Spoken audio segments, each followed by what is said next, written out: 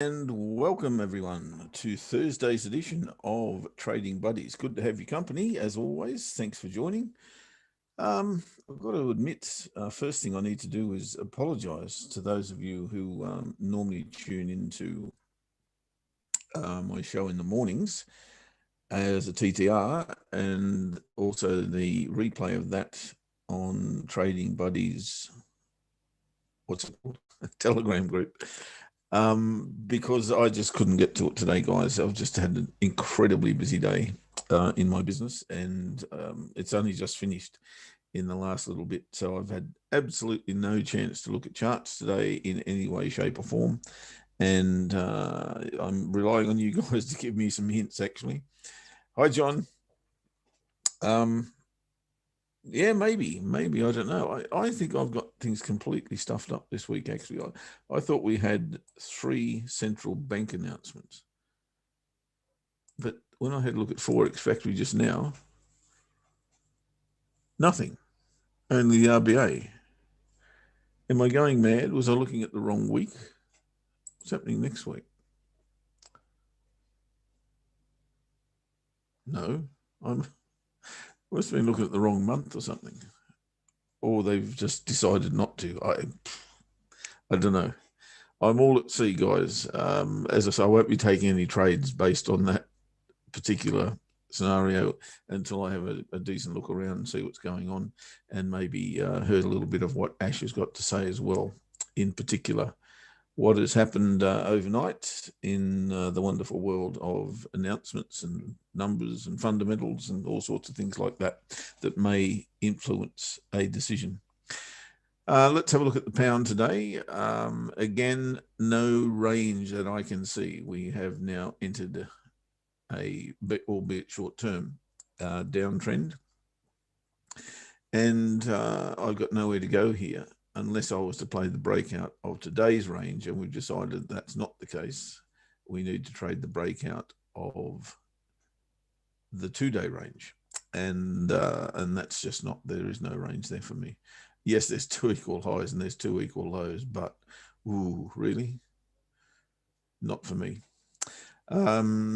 So based on that, we won't be trading the pound US dollar breakout trade today either. From Paul P. G'day, mate. Great Thursday to you as well. Look, quiet days can explode. As I said, I've got, you may not have been in the room when I did say it, I've got no idea what's going on in the market right now because I've not been in front of the chart since basically this time yesterday. I do know that we are still in the pound Kiwi trade, and that's potentially going short. I do know that our Aussie Kiwi didn't trigger. Half Pie thought about keeping that on, because nothing's really changed. All we've done is oscillate over and under the daily pivot, really, of both yesterday and today. And kind of when it goes sideways like that, it's probably telling you all you need to know, to be honest. This will change, of course, but when, how, why? Yeah, that, of course, is the big question that we must ask. I do like the rangy appearance of it, but yeah, it's not clear. It's not crystal clear. What is clear is that we have still got a sequence of higher highs and higher lows, and we've got that bounce off the monthly pivot. But as I said on Monday, no, Tuesday, because we weren't here on Monday, I felt that this would be a bit of a pocket that we might stay in for a while, where we've got the weekly pivot and the monthly pivot, and of course the daily pivot there as well. That appears to be playing out, but that of course can change. I don't know how or when. That's the only thing. And again, as I said on Tuesday, this really is a technical dilemma, because on this chart, the daily chart, you've got a double top or a tweezer top and a lower high. That I do like to trade, those bars, but yeah, I'm just not convinced it's the right time. So there we go. We do have a quiz today, and Ash and I put together a few questions pretty much all of them are financial related, or more so have you been paying attention thing, I think. We'll run it today and see how it goes. We debated whether we should put a prize on or not, and we'll see how it goes, and then we might dip into the prize cupboard, which hasn't been created yet, but when we do that, we'll certainly let you know. Ainsley, yes, that's right. Ainsley apologised. That was in the show yesterday. What else have we got going on? I think I might just look around the charts, and if you guys are seeing anything, please let me know. You're not seeing my chart. That would probably be because I haven't shared it, Sweet, and I do apologise for that. G'day, Lewis. How you doing, bud? So, yeah, let's have a look around the place and see what we can find. We mentioned pound Kiwi. Look, this is just clear to me. We have to stay in the short until we get to here, and then we get out of the short and look to add to our long position that we've been in for, 5 weeks or something.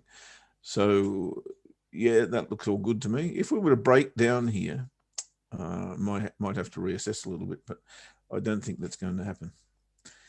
Aussie Kiwi we just spoke about. Now I'm going to make a decision on this on a smaller time frame, probably.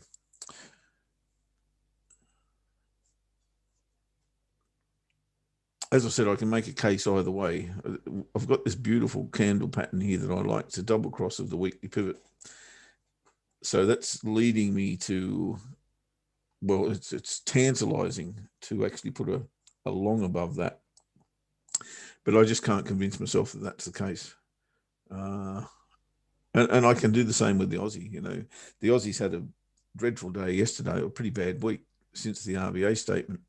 That I thought was indeed not as the market has deemed it to be. Or was it just that the Aussie is coming off anyway and they did nothing to support it? Good question. Don't know. But what I do believe is that this chart pattern is pretty clear. And it is, well, when I say it's pretty clear, it's clear that we've got a case for the short, in that we've got the tweezer top and the lower high at a bad level. And the case for the long is that we've broken this range, come back and retested it, and found a strong support level in the week, in the monthly pivot at that confluence area. That's the case for the long. And I think the market's probably telling you that it's kind of in that dilemma as well. I don't know whether that's from a technical viewpoint or the fundamentals are saying the same, but when they come together, it's pretty clear. And with the pivots as close as they are, it's very, very difficult to find a way out here. I think what I'd need to see is a break of some kind. So get out of this consolidation area, or I could use my trade lines. And that, of course, is what I'm apt to do. Good God, what's going on here? Oh, I've got the ray on, that's why. So I could use my trade lines as the key, and that, of course, is the way we work here. So I've got a couple of decent ones. I've got that one there. If you were cheeky, you could place a little long above that. How cheeky am I? It's wrong time of day. I don't trade the London Open, so it may work on an hourly. You get your stop under there, 14 pips. You've got no take profit up your sleeve. That's the problem. I'll get rid of that for now. That doesn't exist anymore. So what's the best case scenario? Well, to find a false break in either direction. That's about all I've got on Aussie Kiwi at the moment. I was keen earlier in the week, but my keenness has waned somewhat. Pound Swissy, was this on my watch list, or did we add it? It wasn't on my watch list. Interesting. I think I just added it because it was nicely ranging, and that's of course now changed a little bit, or has it? We could extend that range probably down and pick up these lows, which are probably better than the originals.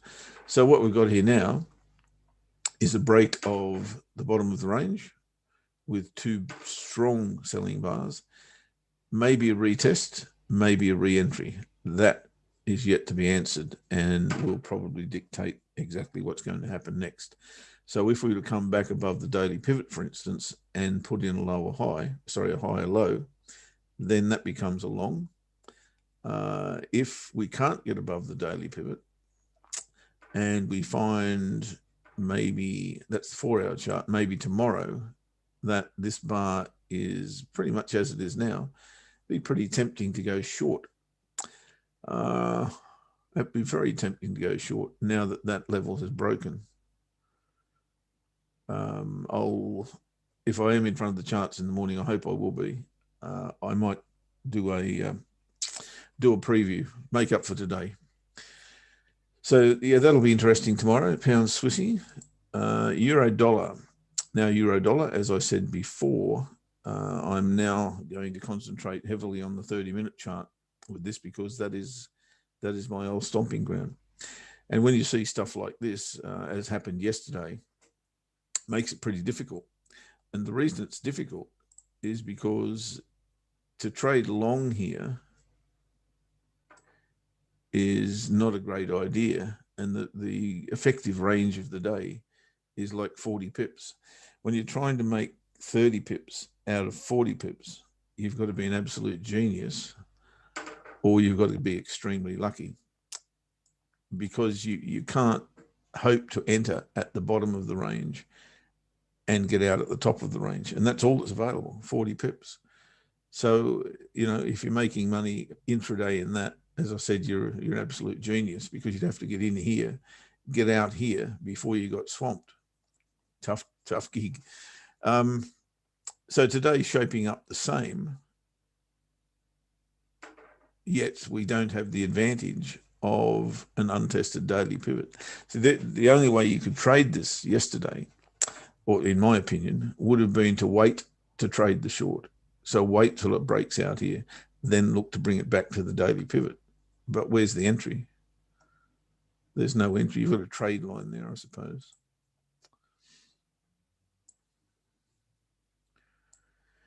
No dominator there. Break and retest maybe, but you've got no room then. It's too late. You've only got 5 or 10 pips available to you. Too hard. Today you haven't got that luxury because the daily pivot has now been tested. And when that's the case, our edge has disappeared for the day. So what we have to then rely on is our analysis, which says bigger picture. What is this? Euro dollar. That we've had this breakout. Bigger picture still, if we go back to here, you guys will remember that we were in a descending channel. We hit the bottom of that channel. I'll go a bit tighter. We hit the bottom of that channel and came straight back off it. The daily chart is far clearer than any of those that I've just shown you. And we speculated on this and said, don't think that this bar here is the be all and end all, because if we get back into here and get a higher low, then we're likely to go up to here. Goodness gracious. It's easy, isn't it? It's so easy. So how come I'm not in that trade? Timing, I guess, just not there at the right time. And it's impossible to think that you're going to be there all the time, especially when you've got a gig that you do during the day, like most of us do, right? So, those things are just, I guess, things and skills that you can work on. I think I said on dollar CAD, I think on Sunday, that I don't place them, but if you had the kahunas to place a limit entry order on dollar CAD, I'll get there in a minute. Actually, I'll show you now. If you had the kahunas to place a limit entry order on that yellow line for a long or a buy, it wouldn't be the worst thing to do. That may well have been the best thing to do. It's unproven at this stage, but it looks like we're getting a bit of a break and retest of that area now, and perhaps a second higher low. We'll see. how that pans out. But you know, these are the things that we should be really taking advantage of when we identify these market structures and they play out to perfection, and we don't make any money out of it. It can be a little bit frustrating. I guess the good thing is we're still seeing it, but the bad thing is we're not making any money out of it. Never mind. We're almost back to the top of that range, which is a confluence area with the horizontal level. So we'll see how that pans out, and hopefully we'll be in front of the charts when the opportunity arises. So that's euro dollar. So I'm still thinking that candle makes it difficult because, you know, we're within QE, if you like, of the top of that range. And maybe it's as far as it wants to go.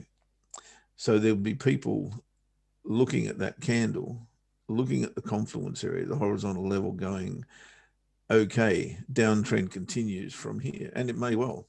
It may very well. I'll rely on a trend line or a trade line and pivots to tell me whether that is indeed the case. Inverted head and shoulders on the 4-hourly charts. No retest of the neckline, and the neckline, of course, is here, or my neckline is anyway. So no retest there yet. So there's probably a little bit of magnetism or even gravity set to pull this back down here to some degree. Or, of course, it could play the symmetry game. I love the symmetry game. And the symmetry game would suggest that, as you can see here, that shoulder becomes the right shoulder. So that's matched. We break out of there. We match this area with this area. We match this area. Sorry, we match this area with this area. How much have we got left in us before we get a decent retracement?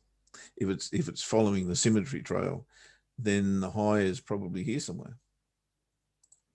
And it might take another 2 phases to get there. So we really haven't reached that area yet, but we have pulled back off. Interesting. Love to draw those. Symmetry. I love symmetry, especially on reversals. They mean a heck of a lot. And you can do a whole lot worse than follow symmetry once a market does reverse, because it's really a case of it's going to the next horizontal level. It's going to the next high. It's going to the next high, or it's going to the previous low. And, you know, that's where we find ourselves now. I would suggest that we've probably got this high before we look for a deeper retracement. So I'd be okay to go long here. What would I like to see? Well, we've broken the daily pivots. Bad place.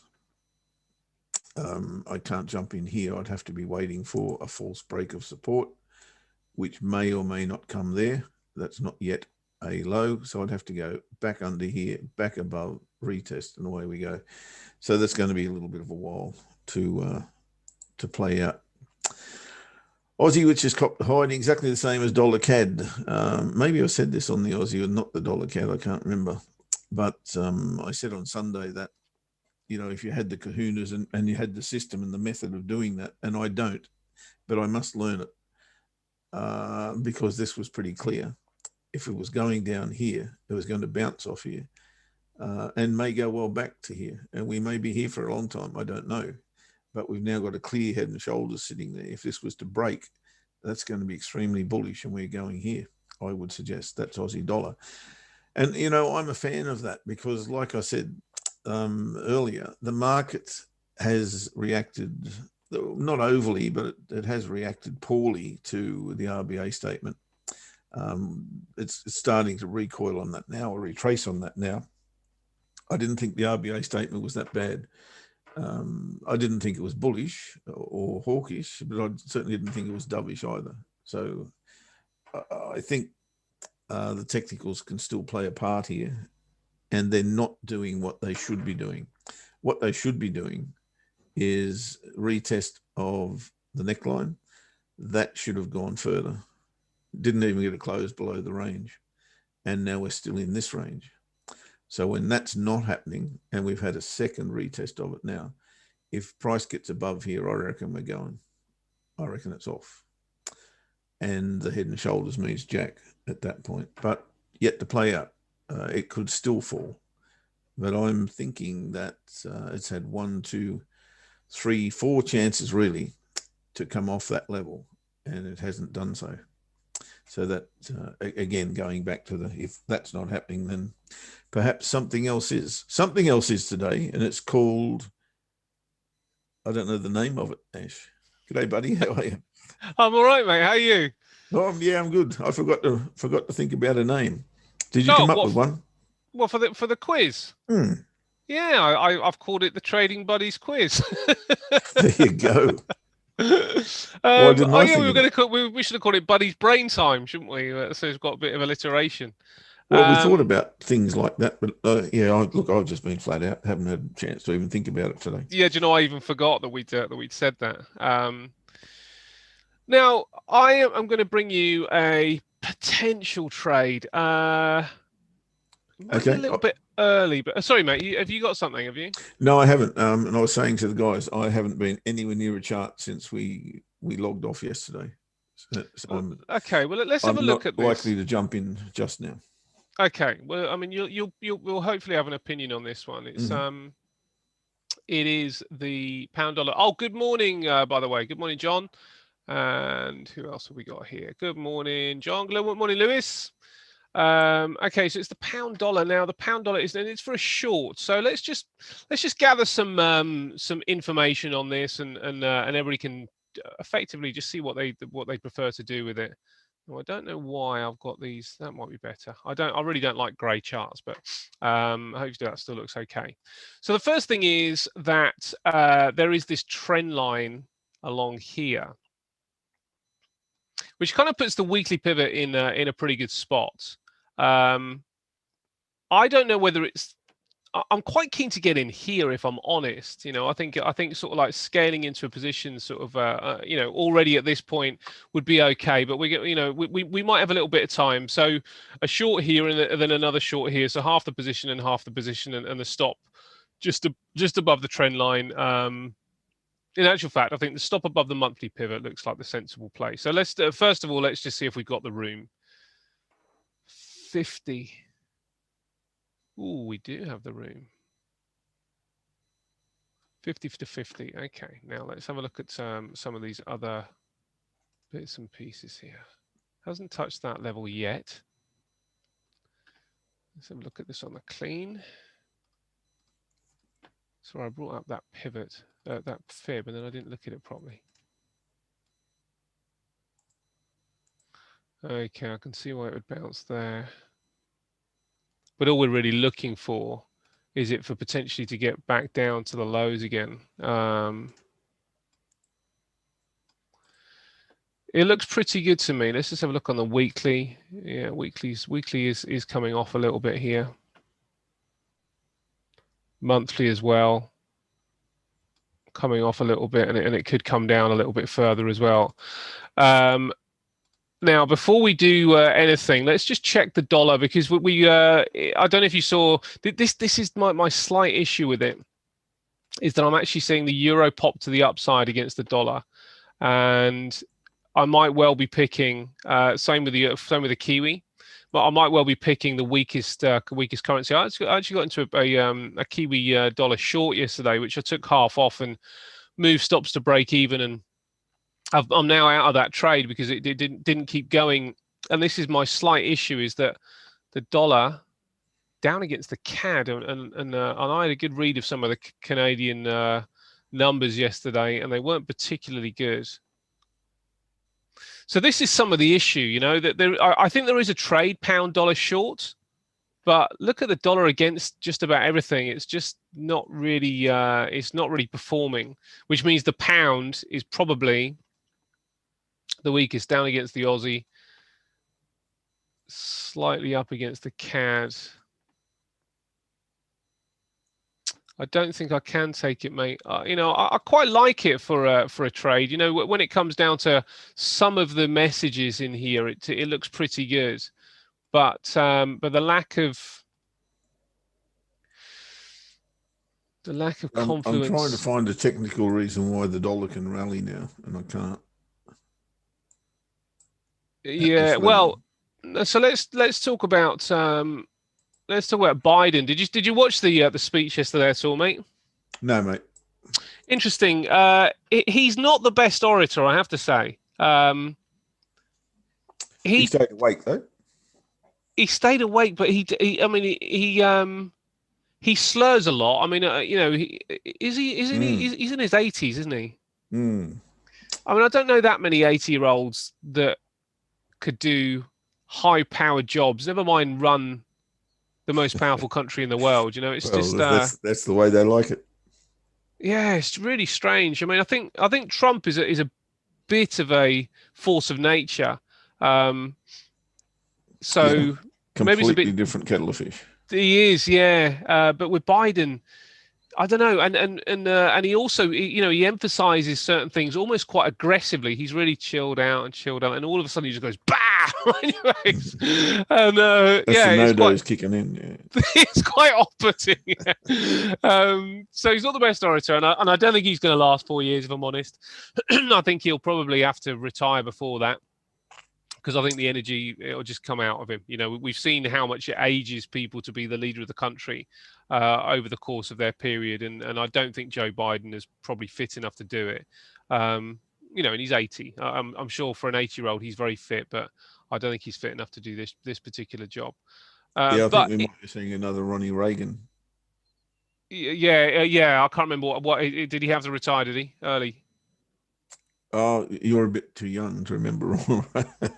Oh no, I it, do remember Ronald Reagan, because I remember Thatcher and Reagan. They had that relationship, didn't they? well, he was senile. He was Right. he was in a bad state, and they just kept putting him up there, similar to Biden, I suppose. He's got a hand up his back, and people are just going say this, say Yeah. that, but Yeah. he just couldn't remember anything. I Right. mean, George W. Bush Jr. Wasn't too far behind him, but Ronnie Reagan, that was classic, man.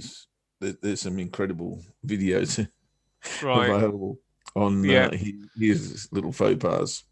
Well, it might be the same, for Biden.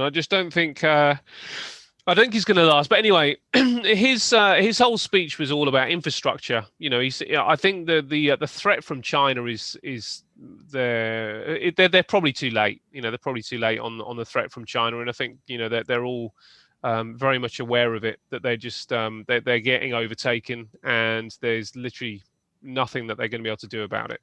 So I thought it was quite interesting, that he's kind of trying to go after it. So he's talking about infrastructure and spending on infrastructure. Jerome Powell left rates unchanged, and really, what we've got going on right now is just very, very supportive of growth in the United States. So what you're saying about not seeing a technical reason to support the dollar, it's kind of hard to find a fundamental reason as well. Biden isn't Mm. raising rates. Yes, they're spending. So that's one sort of aspect of it. They are kind of spending the money that they've been given, I guess. But it's still kind of like, it's still in the balance. It's still very much in the balance. So I'm not really Well, sure it was what's. a bit of a wimpish rally, really, wasn't it? Not that we expected Yeah, anything much more than that, but I'm not sure it's over. We're still getting higher highs and lows, of course, on the daily chart, but yeah. I can't see a reason why it bounces from here right now. No, I think the most telling chart that I've found, I had a good look around earlier on, and it looked pretty quiet to me. I didn't see any setups that I particularly like. But the one that I think is quite interesting is Bitcoin. And the reason I think Bitcoin is interesting is that it looks to me like it may well have started. It's broken out of this. I think fairly important level for volatility. Last time we kind of broke out of a level, we did have a decent move to the downside. Yes, they will, John. That's exact. Well, yeah, it is down to building. Yeah, he's very, very, very much interested in roads and infrastructure. It's all about infrastructure, whether that be technological or building infrastructure. So that is the plan. That is the plan from the United States for sure. That's Joe Biden's plan, but he's still got to get it through the House as well, and he hasn't quite been backed up just yet.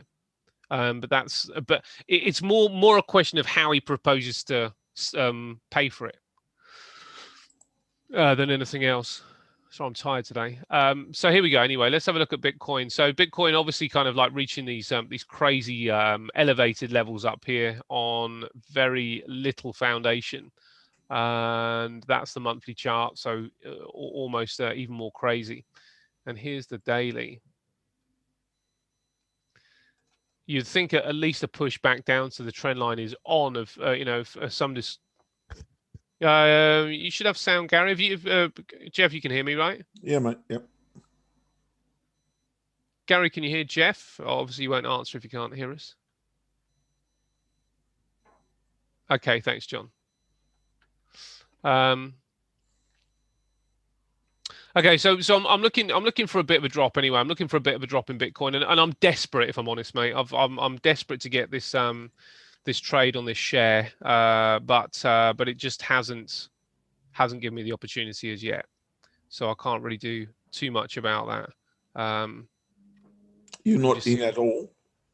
I'm not in at all. Right, no, okay. I'm not in at all, and it's probably a good 15% higher than I want to be. And when I see Bitcoin with a potential of coming down, then it cheers me up a bit, because I might have the chance to get into it. But aside from that, I don't really see an opportunity. I mean, you could try and short Bitcoin, but I think that would be a very brave man that tried to do that, or woman that tried to do that. Same with Ethereum. It has broken through this level on the 4-hour chart as well. So it looks like Ethereum might also be coming to the, moving to the downside with any luck. XRP has been the story really of the year. Massive move to the upside. If we look at this on the weekly, this is really the start of the year here, and we are up probably a good 50%. Sorry, what we're talking about.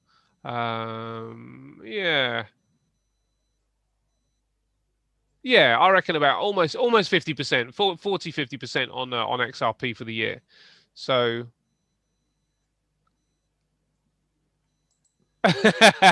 yeah, I don't know if I'm not sure I would short Bitcoin, but I'm hoping it does come down a bit, and it definitely could, John. When you look at the technical aspect of this, it is a little bit tepid up here, and it's been it's struggled to get through that 60,000 level.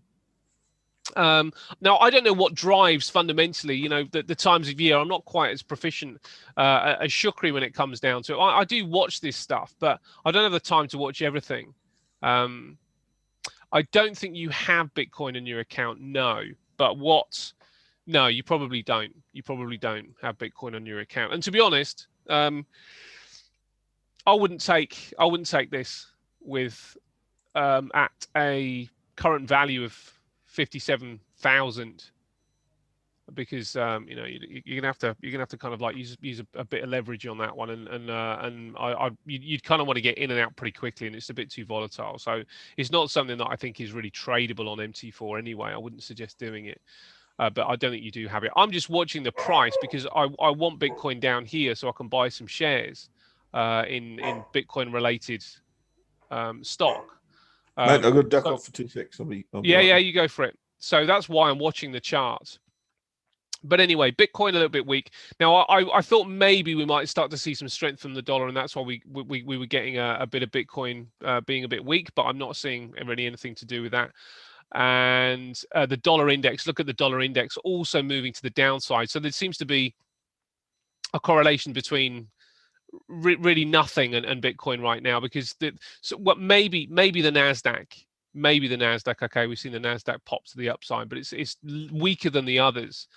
But I don't really see a correlation between Bitcoin and anything at the minute. It seems to have decoupled from most things. And the only reason I would have thought the NASDAQ is because the tech story is not quite as bullish going into the start of the year as has been value stocks. But those value stocks are weakening a little bit now. FTSE 100 continues to pump to the upside, which is, you know, kind of good news for some holdings that I've got, but obviously we're not trading this at the minute.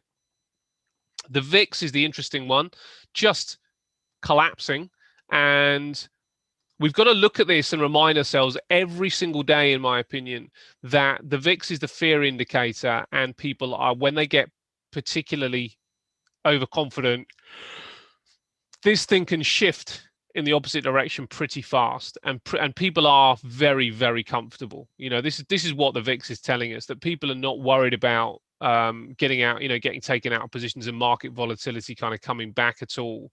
That they're quite happy with the rhetoric from Joe Biden and the like right now, and so far it would appear that Joe Biden is going to be hugely different to Trump. A much calmer period is probably ahead of us, where people are probably going to get the opportunity to buy stocks and just hold on to them and see what happens, rather than having to worry too much about market volatility. So it may be that people are coming out of Bitcoin and going into slightly safer assets because, you know, that they're there, and I you know, I just want that to be the case. I just want people to come out of Bitcoin just for a little while. So I'm keeping my eye on that. Gold, it certainly looks like it's bottomed here for a period. Now I don't know if this promotes any major upside, but when we look at this on the weekly, then we do have a fairly strong horizontal level here, and now look at last week's bar as well. So last week's bar is looking like a hammer. It didn't quite get to the low here, so it wouldn't completely qualify, but it does look like, you know, people have managed to hammer out the low here, and we might start to move a bit higher. I'm not going to add to a position here with gold because I'm not fully invested, but I'm still not convinced. So you know, I'm gonna wait and see what happens with gold, and if it goes higher from here, then fine. I'll just have to accept that I didn't get my full quota in. But really, I want to get the next quota down at 1550, as I said for a while, somewhere around about there. Look at the consolidation before the big up. You talking about here, Lewis?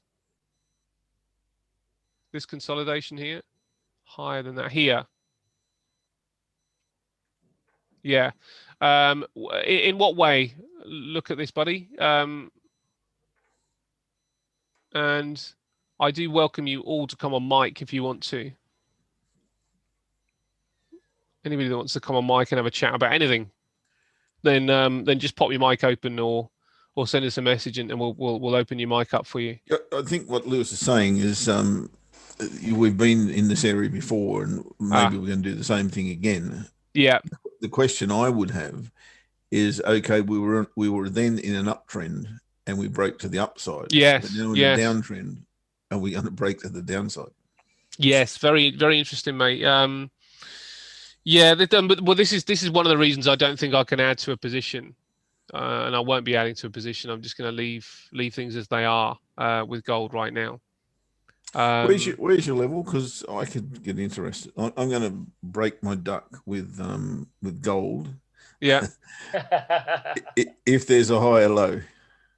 If there's a high low, well, so you'd be quite happy to if we get a higher so breakthrough and then back to retest, and then you'd be quite happy to get in at this area, but on a retest. Yeah, it doesn't really even have to break through. What chart's that? Weekly, is it? This is a weekly, yeah. Yeah, if you go to daily, it's clearer that you've got a double bottom. There's a double bottom there, obviously. Yes. So maybe at the spot, the low of the hammer, 1, 2, 3, 4 candles from the left low. The left low. This one here? Yeah, go up 4 candles. This one here? Yep. Maybe but the low of that one, not the high. The low of it, yeah.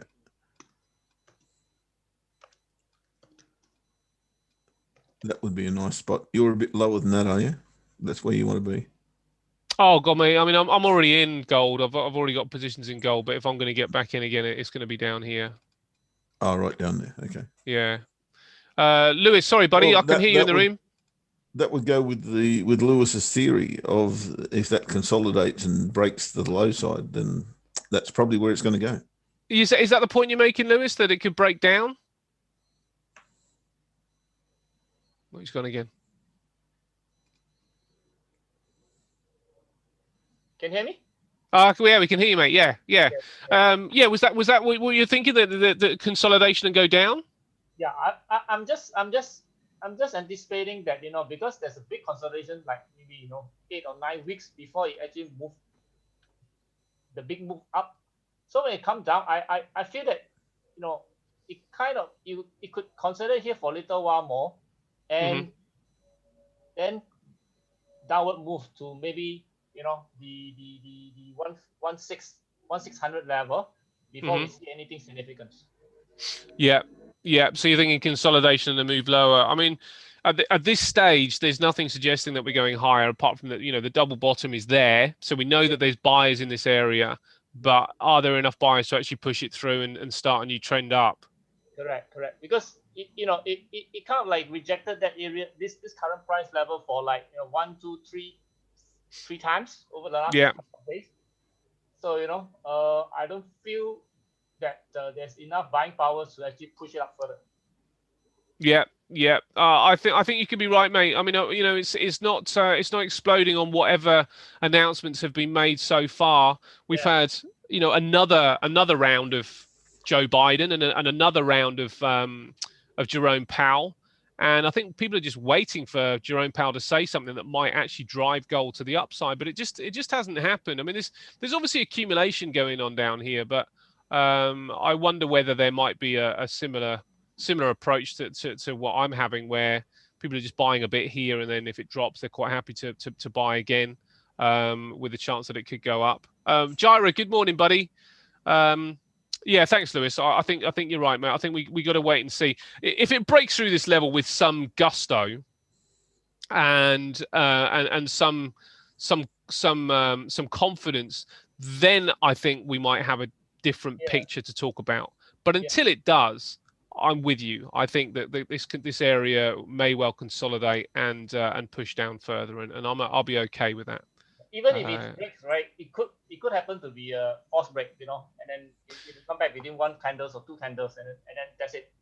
Yeah, absolutely, mate. And the way that you would obviously trade it as a break and a retest is the same way that you would trade every trend. Breaking down and retesting. You'd have to see your particular setup happen, because you're absolutely right. Messages can be very skewed. Jeff might be able to kind of come in and give us a completely different perspective if he sees it looking more like a false break. So I think after this is what is important. We've got to make sure it breaks through. If it's going to happen, breaks through, and when it comes back, or if it comes back, then we can start making a judgment call. Is the setup the kind of setup that we want to see on a breakout? And if it's not, then we'll just leave it be. Are you still in the short on this, mate? I have short. I have long in there too. I have long way back below 1690. Okay. I'm thinking what to do with my short. Yeah, well, I guess it depends where you got in, but I mean, short at 1836. Oh, beautiful point, mate. I mean, just a very small tiny little lot size. Taken 2 times of profits already, so yeah. Yeah, that's cool, mate. Well, I would leave the rest personally. I mean, until you get this one safe, until you get the 1690 safe, which I would only do if it broke through. Right. Then I'd be looking to close the short position, because at least then you've got a completely free trade, and then you can take some profit. But if it's hedging out some of the risk of that long right now, it might be worth keeping. Anyway, I'm just following your theories, the other day that you have spoken about, and I just put the stop loss the stop loss on the entry level at my 1690. And then see how it goes. I know, it's great though, isn't it, mate? I mean, it's a really good method, because it means that you can get a really cheap price without having to look for a setup. You're just buying low. Right. So I really like that. Well done, mate. That's brilliant. Gyra, how you doing, buddy? Jeff, Dollar Sing looks potential for a long at the H4. I tell you what, I mean, Gyra's almost become your researcher, Jeff. Well, I asked for that at the beginning of the show. I don't think Gyra was in the room at the time, but Yeah. I had no time to get in front of the charts at all since yesterday, as I said, and that's exactly what I wanted. Thanks, Gyra. And I did have a quick look at this earlier. I'll give you my opinion. If you're right, Ash, I'll go there now. Yeah, it'd be fantastic, mate. Let's have a look. All right, cool. So, look, I'm almost at the point of placing an order, Gyra, and I'm not sure if that's what you're seeing. The only thing that really concerns me is that it really hasn't given us the higher low yet. It's just given us little bit, hit the daily pivot, the monthly pivot, and the daily pivot, and bounced off it. Now, that there is a bar that we'd like to trade, right? Now, maybe, just maybe, if we go down to the hourly chart, we get a better idea of where this can be traded, because the 4 hourly isn't giving us a really decent reward to risk. We've got a high test, low test combo here, which I don't like. We do have a shot over the bow here. We have another shot over the bow here. So we've got high test bar, high test bar, high test bar. So the potential entry there is good. But where do you put your stop loss is the question. Where do you put your stop loss? I think it's risky, but not untradeable. This bar here is also interesting. I've got no idea what that was. Dollar Sing yesterday. Was there an announcement yesterday? Let me have a look. At that time, probably not. Wednesday, Biden spoke at 6:04. No, that's way later. Crude oil inventories. I don't know why that would react like that at that time. That's about nowish, a bit later than now. So I don't know why. I do like it. I like the fact that we've, yes, come back into the range. We've had a little bit of a play with the monthly pivot, yet it hasn't driven price back to the lows. So I do think the next move is up. I agree with that. Where, how do we do it? When I'm in this sort of quandary, I go, FOMO, delete FOMO, get that out of your head and go back to basics. And basics for me is going to be probably the 30-minute chart that gives me something to trade off and also would provide me with a higher low. Now, it may not happen, but if I continue to follow that process forever and a day, I'm going to eliminate a lot of bad trades. And that's kind of where I'm at. But the 30-minute chart is really tempting, I've got to say. You could trade the high here and you could put your stop here, but take profit. Have you got enough room? Let me see. 15 to 5. So tight. I've just done exactly the same thing with a pound, mate. You know, it's you know, whether it's a fear of missing out thing or not. All right, Lewis. Thanks, buddy. So, mate, I think, you know, going back to basics and going back to the system that I use all the time. Wait for this.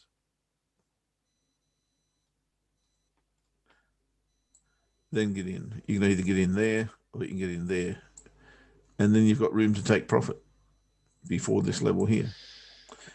If that doesn't happen and you get that, then I think you've again got a better position or a far more assured position than you would have by trading the breakout, because the breakout is going to lead you to here. And what's going to give it the momentum to get through there? I've got no idea. Is there volume in the market? Is there liquidity in the market? Is there a news event that's going to drive it through there? I don't know. I really don't know. But I'm totally on board with you as far as direction's concerned. And yes, I'm looking at it. But really, I just can't find the kahunas to trade that bar right now. And we may well miss it if we don't. It's true. But that's the way the Bicky breaks. That is. Now, Lewis is going to miss the quiz. Is it quiz time, Jeff? Hang on. I think it is. It's quiz time. All right. So now this is for the prize of being the King of the Week. And if you are King of the Week 4 weeks in a row, then you or Queen of the Week. I'm not sure who's in the room. Have we got any ladies in the room? We don't have any ladies. Oh, we do have with Sweet. Okay. Any others? How about Monarch? Monarch of the Week. Monarch of the Week. I like that. And Angel's in the room. Angel, you can also take part in this. Okay. But has Angel been paying attention? Yeah, well, this is the thing. Well, this is where we'll test you out, Angel. Angel of the Week. Well, let's see. So what we are going to do is now we've got 11 questions. One of your questions, Jeff, was a bit of a dud. I don't know what happened with it. Yeah. Yes, I'm not sure. Not sure where you got the information from. What do you mean it was wrong? The answer was wrong. Yeah, it was. I'll piffle. What was that? I'll come to it at the end. I'll come to it at the end, just in case I'm wrong, which is possible. Oh no, what's happened to my my text? Oh no, I'm going to call it Buddy's Brain Time. Haven't we got a? Doesn't Zoom have a quiz section where you can run a quiz? Oh, I don't know. I'm not sure about that. Not sure about that. Here we go. Use poll. Yeah, maybe. We might need Angel for that. Okay, here we go. So it's the Buddy's Brain Time, and we're going to do this once a week. Not sure what day it's on, but it's quiet today. So there's going to be 11 questions. Pop your questions, your answers straight in the box.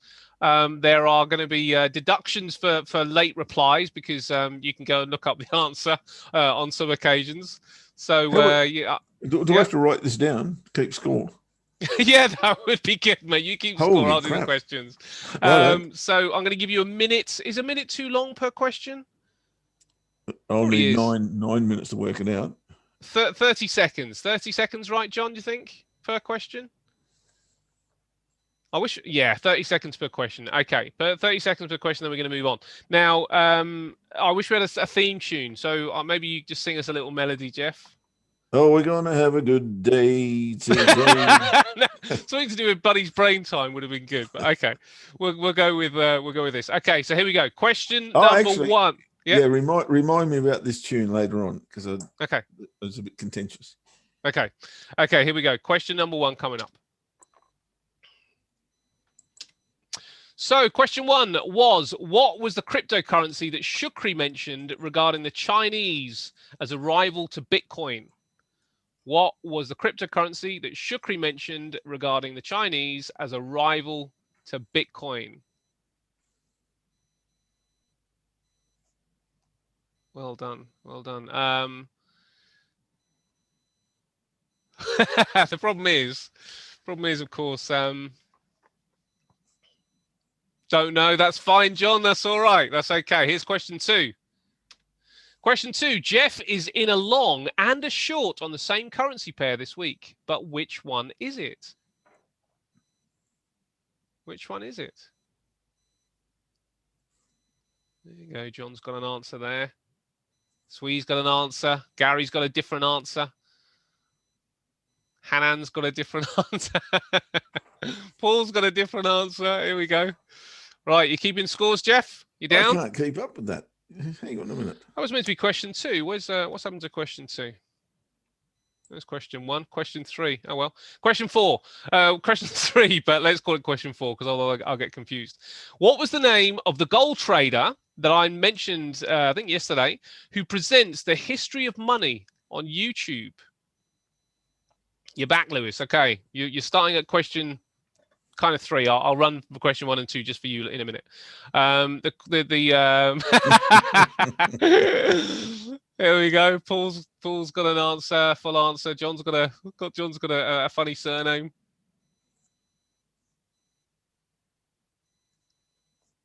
There we go. All right, I'm going to move on.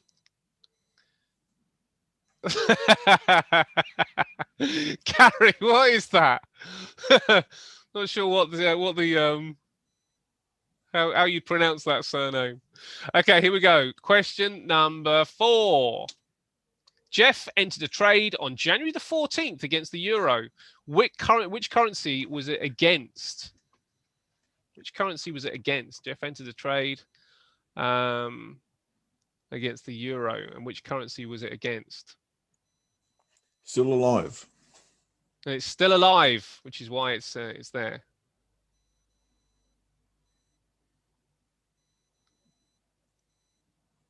You can't answer twice, Lewis. Which one are you going with there? Okay, question 6. Though it is 5. Which guest missed the show this week because of daylight saving? Which guest missed the show this week because of daylight saving?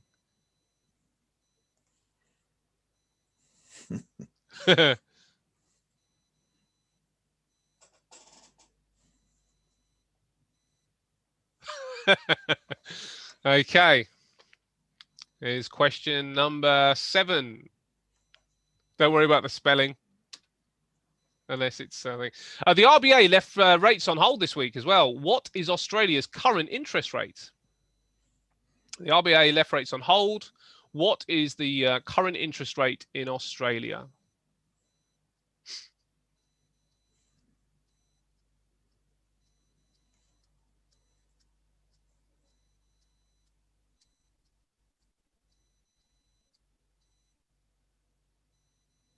Okay. Don't have a load there. Here we go.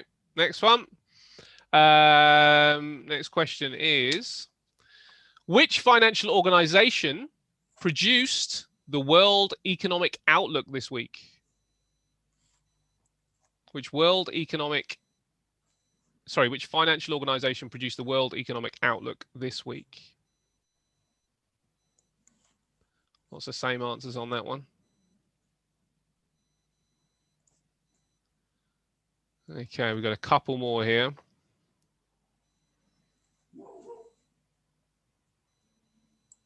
Couple more. This could separate someone from the pack here. Which comic book superhero became the most valuable in history this week? You'll have to tell me the answer to this one. Yeah, well, I know. I was having a look around for some more questions yesterday after you gave me a dud, so I had to go find something. What's this dud? Which comic book superhero became the most valuable in history this week? Go, Lewis. That's next week. That would be a great suit, actually. Oro Man.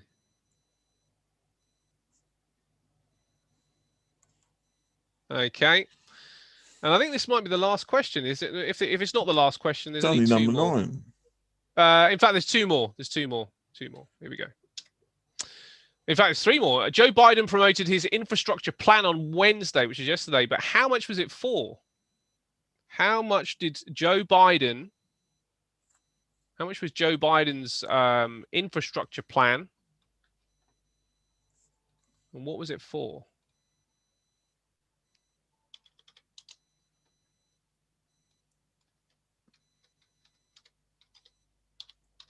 I've got no idea he's right here because I don't know.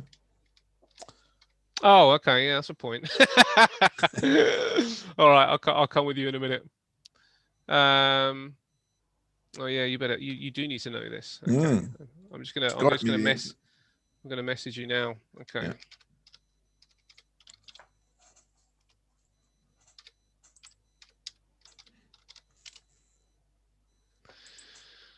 Yeah. Okay. Next one. Tiger Woods had a near fatal accident in his car. How fast was it said that he was driving?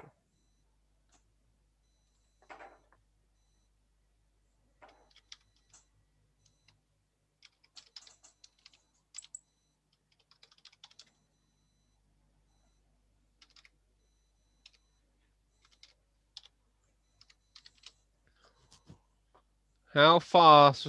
Pretty fast.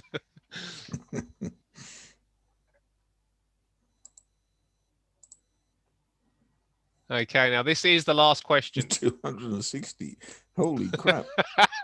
No wonder he's got some broken legs. Right, final question. Final question is, who was the singer of the song that Jeff has been singing this week? And for a bonus point, what is the name of the song? So who was the singer of the song that Jeff has been singing this week? And for a bonus point, what is the name of the song? So you must know the answer to that one, Jeff. Yeah.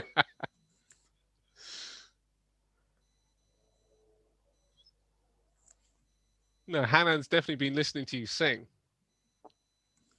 He sings a lot of songs. He does sing a lot of songs. I think there was one specific one. You have to make sure you only sing one song a week, Jeff, from here on in. Okay. We won't we won't have this song. The song question every week. Actually, we can do, but we just won't talk about that. Okay, that is the end of the quiz. So we're going to go through the answers. No problem. We're going to go through the answers and see what everybody's got. Tally up your own scores. Jeff has been in the background tallying up, so there won't be any cheating. Oh, this is meant to be quick. Oh, that's why question 2 got moved. I thought we'd end with the fun one. That's why it's got there. So the first one was, what was the cryptocurrency that Shukri mentioned regarding the Chinese as a rival to Bitcoin? Many of you did get this right. What's the answer, Jeff? What was the question? Cryptocurrency Shukri mentioned. It was file something. I don't know what the exact thing was, but it was file. I think a file, yeah. I think it was Filecoin. So Sui, Hanan, and Gary all got that right. Fantastic. Okay. Second question was, Jeff is a long and a short in the same currency pair this week, and which one was it?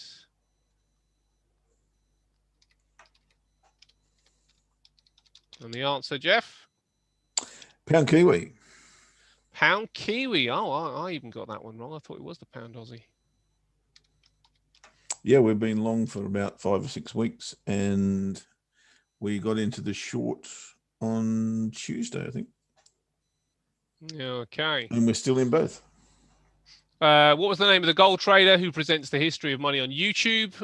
The guy's name was Mike Maloney. I think it was one person got the surname right. Yeah, that's right. Mike Maloney. You knew that, did you, mate? I knew it started with M. Jeff entered a trade on January the 14th against the euro. What was the currency? What was the currency? What was the currency, Jeff? Oh, sorry, mate. That was a question. What was the question?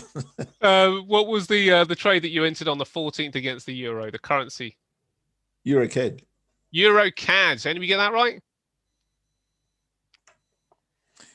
Still in that one as well.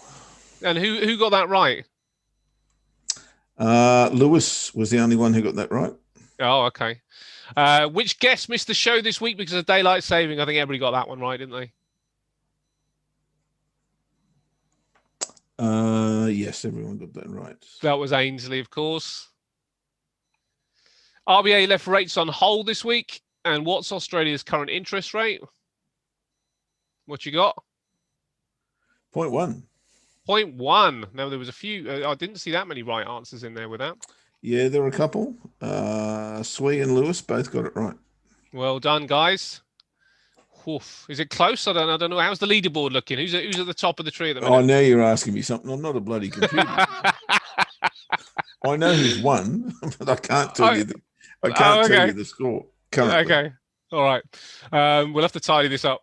Which financial organization produced the World Economic Outlook this week? And of course, that was Jeff. What's the question? That was the IMF. We'll never make TV. I've been there, done that. And it was just as catastrophic.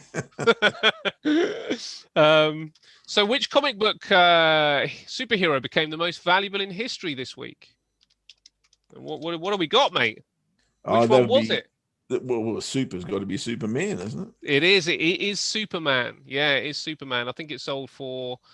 Let me see if I can find the story. Astonishing. I think it was yesterday. Somebody bought it like 3 years ago or something, and I'm not sure what they bought it for, but they're going to pocket a cool £1 million in profit. So I think it sold for something like $3 million or something. But I will have to. I'll have to see if I can find the number. I don't suppose it matters. You guys go and have a look at it. But it sold for a few million, and the guy has pocketed himself $1 million. And apparently he's only been in the kind of comic book space for about 3 years or something. So I think he's done pretty well. Joe Biden promoted his infrastructure plan on Wednesday, but how much was it for? And that was for $2.2 trillion. Did anyone get that? Yeah, I think they did. I think I did see somebody got that right. I don't think I saw a 2.2. Just checking. Son of a gun. No, you're right. No, we didn't get that one right. No, that's right. Mm. And Tiger Woods had a near fatal accident in his car recently, and he was driving. What was the speed he was driving? And I think it was reported between 84 and 87 miles an hour. So somebody did get that right on the money. John, 83 to 87. Yeah, it was something like that, wasn't it?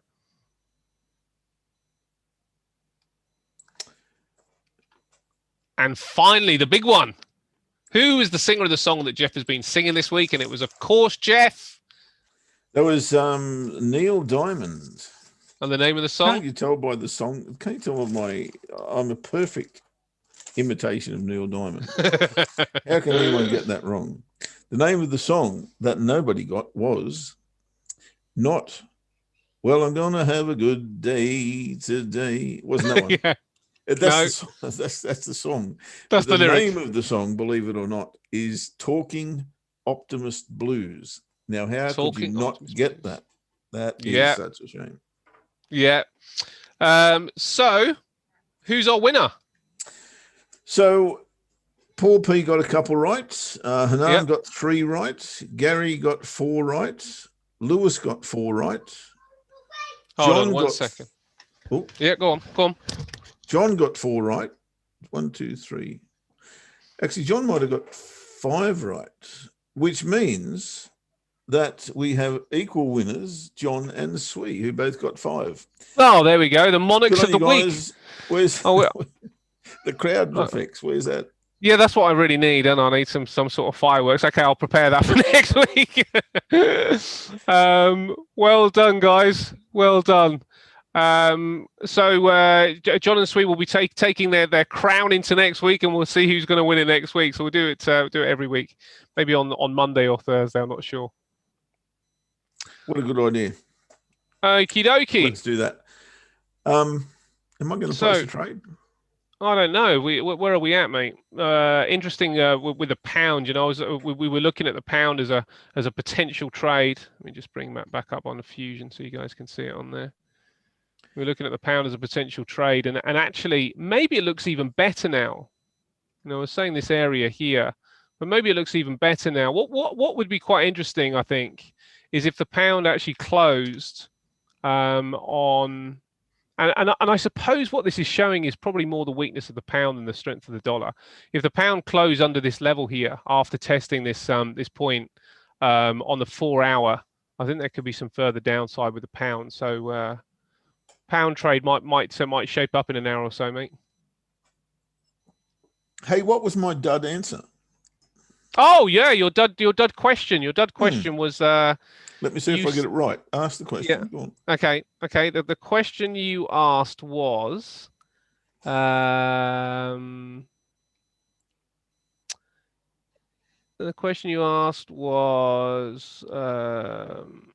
gosh, I'm going back too far. Oh, here we go. Australia was one of the 3 central banks that released rate statements this week. I said that from the start of the show. I must be on drugs or something. I had a good look around. I was like, I don't remember anybody else having a rate Where was stable. I looking? I mean, I was reading that off Forex Factory. It must have been last month or something. Must have been. I don't know. Yeah, it must have It's been. April, right? Um, It's 2021, right? yeah, yeah, yeah, yeah. Thursday, now I Thursday the remember. 8th of April. Yeah. Yeah, I've got no idea where I plucked that from, but it was obviously incorrect. Yeah, that one wasn't one we could use. But yeah, so we could be looking.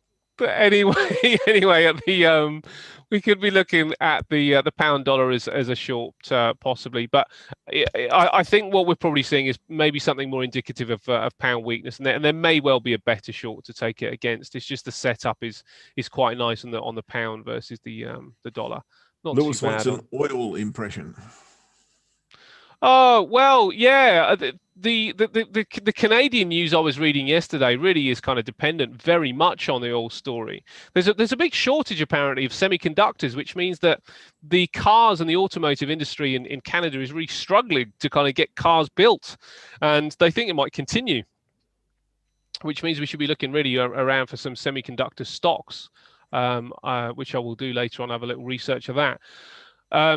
But the oil story has really helped Canada because their trade surplus had a second month in a row. Last month it was in a trade surplus, but it's more about the lack of imports than the growth in exports. But the one area there was some growth was in oil. So yeah, you need to watch oil, and I think if you're going to be trading the Canadian dollar, then watching oil is going to be quite important. But the way we're expanding, I can't imagine why. Oh man, that pound dollar trade really is on its way. Maybe that was an error not getting into that one. It still wasn't the best setup though, so let's not get too downbeat about it. Oil may be quite similar in some respects to Bitcoin, where we are seeing just some weakness in these areas here. Definitely a head and shoulders pattern has formed there. I just wonder whether it's really going to break down, Lewis. My personal opinion is that the oil probably stays quite buoyant. There was a lack of inventory yesterday reported. Was it minus 3.5? I can't remember what it was now, but I think it was minus 3.5 million in inventory, which is good. It should be bullish for oil. What we need to watch out for is, if the news is good and the numbers are good, does it rally? Because if it doesn't, that would suggest that something might well be hanging over. There might be a little bit of a hangover for oil, but I'm not really looking for a big breakdown. Personally, I'm a buyer around 57.50, something like that. That's what I'd prefer to do. I'd prefer to get to the bottom of the range. I just don't think it's going to come through there. We can definitely see the support here, around about that 57.50 level. So if you're gonna kick on another rally, then it might well be from this point here. Now, what's the trend line suggesting here? It was pretty parabolic, wasn't it? That would suggest we could go a little bit lower. Maybe down to 53. This whole area looks like a buy zone to me, Lewis, and I suppose it's one of those things that you kind of want to you'd probably want to buy in gently at this level, with some further positions here. If you have the stomach and the wherewithal to take this on a long-term basis, then that would be the first way that you could possibly trade it. COT data doesn't suggest upside. Seasonality, I think, is bullish at the minute. I'll have to double check that, but COT data is not particularly strong or weak. Data is okay. The patterns are okay. Yes, it's a distribution pattern, but does it have a catalyst to go down? Not really yet. So support area here will potentially, I think, be held. And the only other way to play it is wait for a break of these highs here. So maybe waiting for a break of 61. which would be a decent price still, because it's 66 is all the way up there. So if you can wait for a break of 61, that's one way to play it. Other way to play it is just buy at the lows, because I do wonder whether oil is likely to break through, and I just don't think it is. But you would, I think, want to give yourself some room. The longer it stays in this area, the better, because obviously eventually price will meet the trend line. And if price was to meet the trend line, and this trend line is going to meet this horizontal level in around about 2 weeks' time. So if there was just some toing and froing for a couple of weeks, the time correlation and price correlation would be, I think, pretty strong at this level. So that might be something to consider as well. At this stage, I don't think there's anything to trade with oil. Okay, well, that will be that is the wrap. I think that is us wrapping up. I'll just quickly go through my week, okay, and see if there's anything left that we can trade. And I think there is, actually. Okay, there are a couple, I think. So I'll just very, very briefly go through that. Gyro, I think you asked me yesterday about how I go about setting up the week. Did you? Was that you that asked me that question? And I wanted to go through that. I won't do it now because we're out of time, but more than happy to do it probably on Monday. Let's go with Monday, because hey, it's the start of the week. So let's do that. I'll make that a point of doing that first up, unless there's something to trade. Okay. Righto, but here's what I saw. What I saw from the outset was pound Kiwi. That was the first thing I saw, and it was based on a key reversal bar, followed, or not a key reversal bar, sorry, an inside bar. There was no key reversal bar on the daily chart. Was there on the weekly? Yes, there was. There's a key reversal bar on the weekly. And if you guys don't know what a key reversal bar is yet, then please ask me sometime, because it's very important that you know that. And when you get a little inside bar, as we did on the daily, it was time to go. Now, as I said at the time, it was a little bit risky because we hadn't had the lower high. And if we wait for the lower high, then we'll probably get a better entry. Well, we did get a lower high based on the double top, but it didn't set up for a trade. Whereas on the daily chart, we did get set up. There was no trade there from my point of view. So we'll wait on that to hit that level, the confluence area here in about the 194.25 or something like that, I think it is. When we hit that level, I'm out of the short, and I'm going to look to scale back into the long, whose stop loss is at entry here, down around the 192.50 mark, something like that. The other one I saw was Aussie Kiwi. And my comment at the time was Aussie Kiwi key reversal bar on the weekly chart right there, and worthy of a look if we got a lower high. Now you can see this is a complete inside bar at the moment. So on Monday morning, if this is still the case, then this becomes a short using this bar here, using the current week bar. So I'll be looking to trade underneath that. Where are these lines coming from? So currently we've got a key reversal bar and an inside bar forming. Is there a trend? That's the monthly chart. That's the hard part. There's no trend. So this normally goes with a primary trend. Dollar Swissy also had a key reversal bar, and we were looking for that one to go short. And my comment was on Sunday, too late. We have to wait now because the neckline had been broken. Dominator, you could have traded that as a dominator trade. But my counsel was to wait for a lower high, preferably up here. Yes, would have been great, but look at that. Delivered it perfectly on the daily pivot. I'm not in it. Timing again, it really does start to wear you down when you're not in front of the charts at the right time. But if you were, and you had that analysis on board, that's just fruit for the sightboard. Really, really, really good. I'm not in, sadly. This was based on, go back to Sunday, we noticed that we had 3 monthly bars in a row that were extremely bullish. And my comment was, go back in the charts and see how many times that's the case. But look at the weekly chart more over, and there were 7 weekly bars, I think 1, 2, 3, 4, 5, 6, 7, that had gone long. We'd reached the resistance level on the monthly chart through here, and it was time for a rest. And the market delivered in spades. So, I'm kicking myself a little bit that I didn't get that one. The others, pound Kiwi I've spoken about, Aussie Kiwi I've spoken about, dollar Swissy I've spoken about. Aussie Swissy came into the frame a little bit later in the week, and I was looking for, believe it or not, a higher low based on the range that we were in. So a lot was dependent on what the RBA did, and the RBA forced, well, that's not true. The reaction to the RBA has put the market down beyond the low of this range. You can see the range in here. So we've broken below the range. Interestingly, we're trying to get back into that range. Unsuccessful at the moment.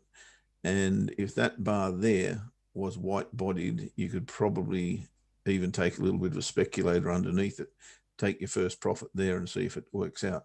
But I'm not looking for that. I'm looking for a higher low. Break the daily pivot, come back and retest it, give me the higher low, I'd trade it back up to here. That'd be Aussie Swissy. That's what I was looking for when the week started. And I think the real one that I haven't been able to trade is one, Ash, I'd like you to counsel me on. I think I need psychological intervention here. Okay. Because this was very clear to me, as was Aussie Kiwi. I think Aussie dollar, maybe. Aussie dollar. Yeah, I put those yellow lines in. This was really the trade of the week, I think, for me. Dollar CAD. Dollar CAD, yeah. And on Sunday, my analysis was pretty clear. And I said, we're going to bounce off this trend line as we did last week. I'm looking for price to come down to this yellow line, form the inverted head and shoulders. And I said, I don't do it. I don't trade limit entry orders. But if I was a limit entry order trader, that's where I'd put my entry on dollar CAD. And I'm still keen. I think if I get the right bar here, that would have to be bearish and maybe. Sorry, mate, what was the price? What was the price you were going to do? You'd say the limit order? 125.07. Right, which is here, open close here. Gotcha. 125.07.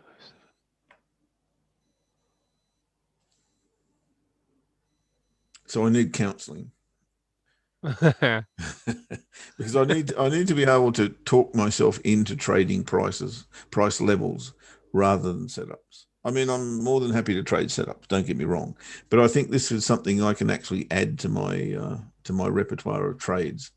Yeah. And the only way to do it is just do it over time. And if it works, it works. If it doesn't, then forget it. I was right in the first place. Not to do it. Simple as that. Yes. Yeah. Yeah. To be honest, I was looking at the the dollar CAD. I wouldn't have got anywhere near as the same quality price that you were looking at there. Interesting. I would have thought that'd been right up your alley. No, do you know where I would have put my limit order is at 125.39. So if you go to your hourly. Yep. I would have gone on to, you see that daily pivot touch here. That would have been my limit order there. Yeah. Okay. Well, that certainly would have worked. Yeah. No question. Look at that bar. I mean, that's just my bar, isn't it? Oh, it is a great bar with the low test bar. Yeah. And the 4 hourly actually, it's even clearer on the 4 hourly. All I've got to do is awake at 3:30 in the morning, and I'm okay. Yeah. Yeah, yeah, So nice trade that would have been. that was the final one. But I'm going to leave you with these two. Well, that's one. I think that's still on if we get a break and retest, and we've got not that yet. You know why I'm so confident? Because of this trade line. It's absolutely textbook beautiful. Yes, it is. Yeah, look at that. Yeah, great touches there. So I'm expecting that this will break out. No idea how far it will go, and I'm not a dollar fan, of course. You were talking about oil earlier. If oil comes off, then the CAD will come with it, etc., etc. Yeah. But Yeah. we'll leave that for now. The two that I've been stalking, absolutely stalking, is Euro Aussie and Euro Kiwi. Euro Kiwi more than Euro Aussie, primarily because it's broken out of this big reversal pattern. Give us another one. If it's going to reverse here, it's going to take out this high. But I need to pull back here to be able to take that on. And it's dangerous to get in the market here. Euro Aussie has already broken that level. But as I've said all week, we are still inside this level here, or this, if you put it on the weekly chart, we're still inside this bar. Nothing has happened. And to me, that's saying lots. It's saying there's a lot of energy being stored up here. And if this breaks, it's going to break really hard.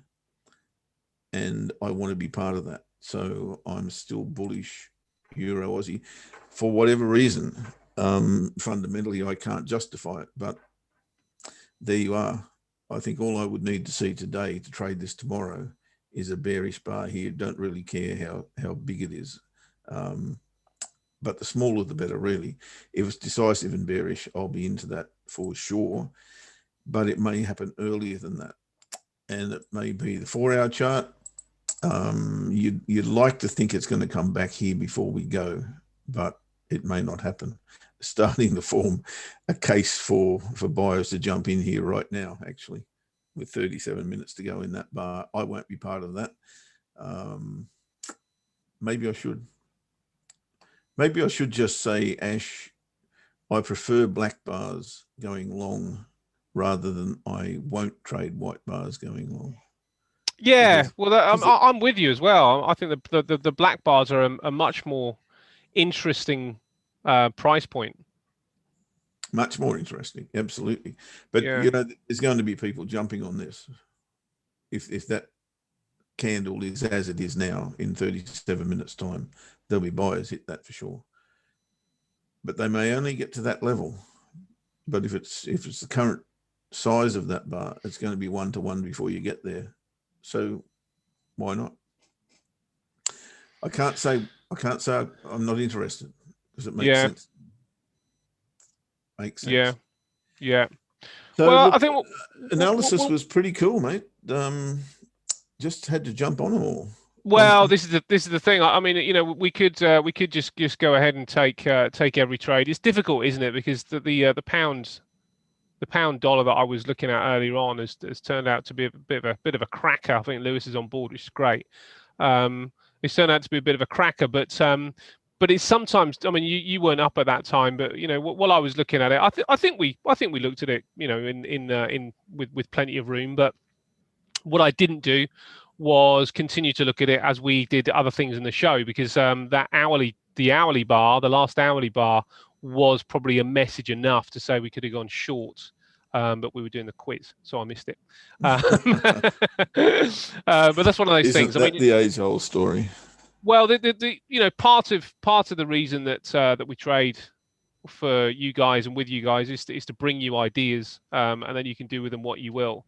And it's just going to be the case that we just can't take everything because we're doing this as well as trying to trade. Now, I don't like. And in many ways, you know, Ash and I have discussed this over the years. It's somewhat dangerous for us to be actually breaking our concentration to actually say trade this on small time frames anyway. So it's kind of a bit of a quandary that you get yourself into. And if you pick it wrong on the 30-minute chart, you go, oh yeah, what a dickhead, he can't trade and all the rest of it. So yeah. Oftentimes it's better just to keep your powder dry. But you know, we'll always tell you if if we see that there's a possibility of making money there, there's no question. And the quiz, by the way, the quiz is a very good way of you guys actually having a little bit of a refresher and going, well, actually, do I need to know that? And the answer, hopefully, most often is going to be, well, it's not a bad idea if you do. Yeah, very important to know the songs that you were singing a week.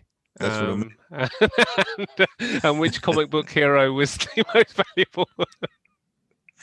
There might be a couple in there that don't mean right.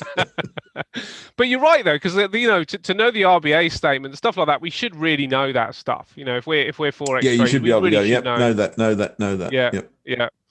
So we'll do the same next week. Let's wrap it up for the week, though, mates, and thank everybody for joining us. Thank you, Angel. As always, you've been exemplary, brilliant work. Thank you to you, mate. Enjoyed it this week, and your company as always. And I will see you. I'll see you on the weekend, probably on the Sunday. Listen, I've advised Julian that he needs to book an appointment with a psychiatrist on Monday. Oh yeah. Yeah, I'm on Trader Cafe on Sunday. Oh, brilliant! What time is that on? Oh, I don't know. 4:45 Singapore, I think. Okay, I'm going to try and get in and watch that, mate. Yeah, 4:45. 4:45 p.m. Singapore. So that would be 9:45 a.m. my time. Fantastic. All right, brilliant. Looking forward to it. I'm not. Sew my lips together. Okay. All right, have a great weekend, mate, and have a great weekend, everyone. Thank you so much for being here. It's been wonderful to have you and your entertainment throughout the week. Ash, it's been wonderful. We'll catch up with you guys next week when it's Monday.